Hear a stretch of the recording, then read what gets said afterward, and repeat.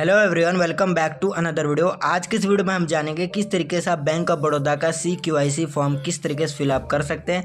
इस वीडियो में मैं आपको फुल प्रोसेस दिखाने वाला हूं, इसलिए वीडियो को ध्यान से देखिएगा। तो देखिए, बैंक ऑफ बड़ौदा का QIC फॉर्म फिलअप करने के लिए सबसे पहले आपको इस वाले फॉर्म को बैंक से कलेक्ट कर लेना है।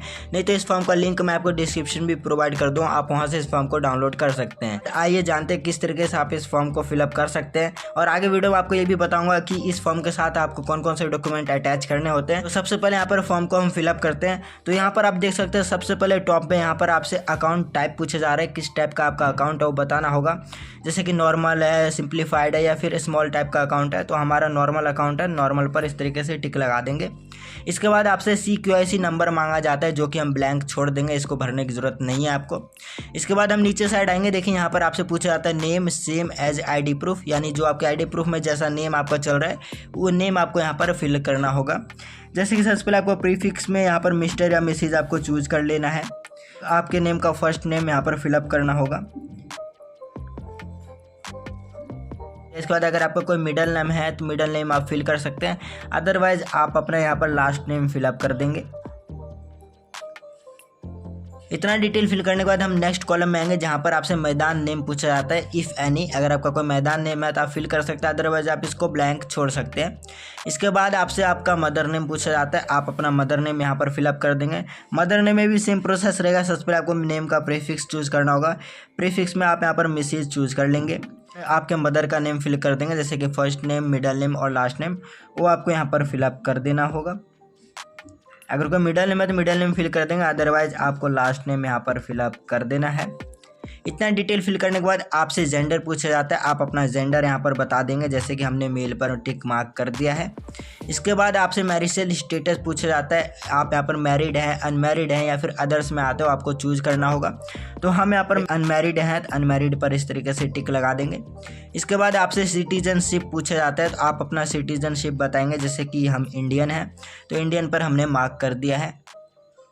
इसके बाद आपको अपना रेजिडेंशियल स्टेटस बताना होगा कि रेजिडेंशियल स्टेटस क्या है आपका। रेजिडेंट इंडिविजुअल में आते हैं हम।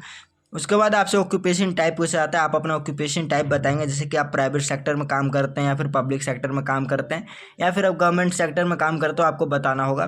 तो हम यहाँ पर प्राइवेट सेक्टर पर टिक लगा देंगे। अगर इनमें से कोई ऑप्शन नहीं है तो आप यहाँ पर अदर्स पे भी टिक मार्क कर सकते हैं या फिर नॉन कैटेगराइज पे भी आप मार्क कर सकते हैं। तो फिलहाल हम प्राइवेट सेक्टर पर यहाँ पर या फिर अदर्स पे इस तरीके से मार्क कर देंगे।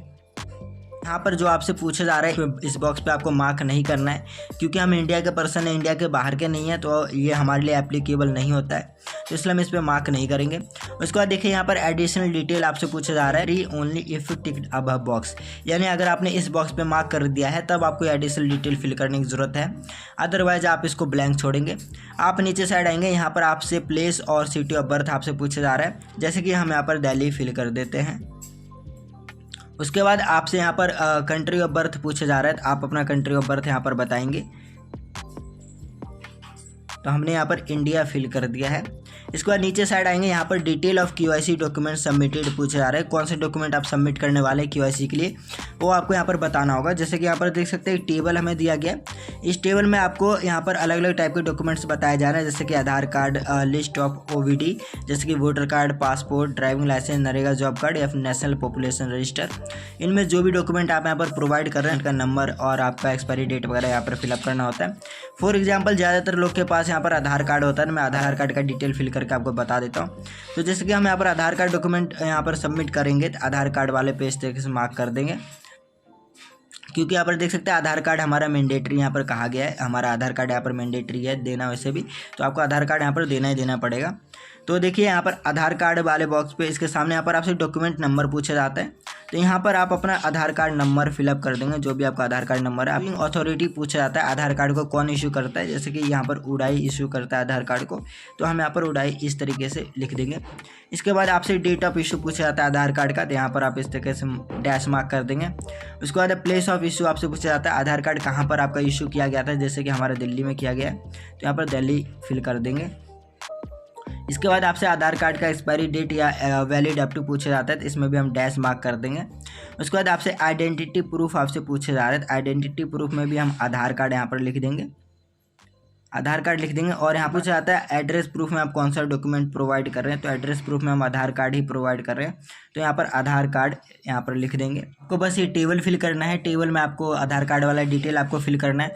उसके बाद जो आपको डिटेल ऑफ रिलेटेड पर्सन का जो ऑप्शन आपको दिख रहा है, इनमें से आपको कोई भी डिटेल फिल करने की जरूरत नहीं है। आप नीचे साइड आएंगे, यहाँ पर KYC document submitted by the related party जो दे रहा है, ये भी आपको भरने की जरूरत नहीं है। आपको बेसिकली नीचे साइड आना है, यहाँ पर आपको अपना सिग्नेचर कर देना है। तो यहाँ पर देख सकते हैं हमने फॉर्म को सक्सेसफुली यहाँ पर फिलअप कर दिया है। आप जैसे आप इस फॉर्म को फिलअप कर देते हैं, तब एक आधार कार्ड का फोटोकॉपी और एक पैन कार्ड का फोटोकॉपी अटैच कर देना है और डॉक्यूमेंट को बैंक में सबमिट कर देना है। विदिन 24 आवर्स आपका KYC यहाँ पर अपडेट कर दिया जाएगा। तो कुछ इस तरीके से आप बैंक ऑफ बड़ौदा का KYC फॉर्म फिलअप कर सकते हैं और अपडेट कर सकते हैं। तो आई होप आपको वीडियो पसंद आएगी। वीडियो के रिगार्डिंग आपको कोई प्रॉब्लम है, कोई आपको दिक्कत है, तो आप मुझसे कमेंट करके पूछ सकते हैं।